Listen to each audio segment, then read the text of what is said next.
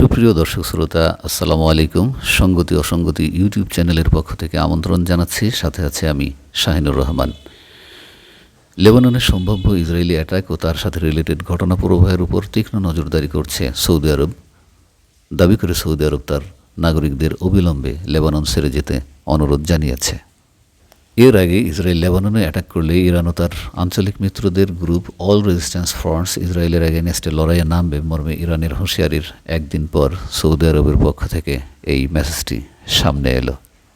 প্রশ্ন হলো, লেবাননে এত দেশ থাকতে কেবল সৌদি আরবই বা কেন তার সিভিলিয়ানদের লেবানন ছাড়তে বলছে?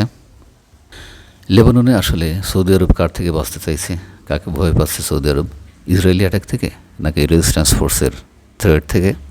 আসলে নেতানিয়াহুর ঘোষণা অনুসারে গাজা যুদ্ধ পুরোপুরি শেষ না করে ইসরায়েল লেবাননে যেমন ফুল স্কেল যুদ্ধ শুরু করবে না, তেমনি লেবানন যুদ্ধ পুরোপুরি শেষ না করে ইহুদিবাদ সৌদির দিকে মনোযোগ দেবে না। এটা জলের মতোই পরিষ্কার।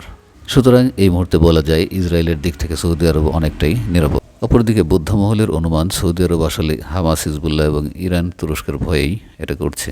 সৌদি আরব ভিতরে হয়তো ইসরায়েলের পক্ষে উপকারী এবং রেজিস্ট্যান্স ফোর্সের বিরুদ্ধে ক্ষতিকর কিছু পদক্ষেপ ইতিমধ্যেই নিয়েছে, যা প্রকাশের পর ওই অঞ্চলে সৌদি আরবের আসল চেহারা বের হয়ে গেলে সৌদি আরব মারাত্মক ঝুঁকির মধ্যে পড়তে পারে। এই অনুমানের ভিত্তি হিসাবে মার্কিন উদাহরণকে সামনে আনা যেতে পারে। বিভিন্ন সময়ে দেখা গেছে যখনই মার্কিন যুক্তরাষ্ট্র তার কূটচালে কোনো সংঘাতকে অনিবার্য করে তোলে, তখনই তার নাগরিকদের সম্ভাব্য দেশ ছেড়ে যাওয়ার নোটিশ জারি করে। সুপ্রিয় দর্শক, আপনি কি মনে করেন? কমেন্টে জানাতে পারেন। ভালো লাগলে লাইক দিতে পারেন আর সাবস্ক্রাইব করে শুরু করতে পারেন আমার সাথে একই সাথে পথ চলা। আল্লাহ হাফেজ, শুভেচ্ছা নিরন্তর।